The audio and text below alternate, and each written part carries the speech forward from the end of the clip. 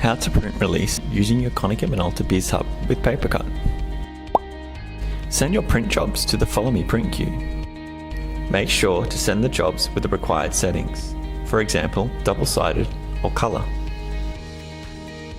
The Follow Me queue will hold your jobs until you are ready to release them. Let's jump over to the Konica Minolta bizhub. You will need to log on to release your prints. If you have your ID card with you, tap it now. If you have forgotten your card, don't stress, you can use your computer login instead. Now you'll be able to view your held print jobs and release them. Select the jobs you would like to print and tap print. You can also delete any unwanted jobs by selecting them and tapping the little bin icon. When you have finished, remember to use the logout key in the bottom left-hand corner so the Konica Minolta bizhub is ready for the next user. Nice work and thanks for watching.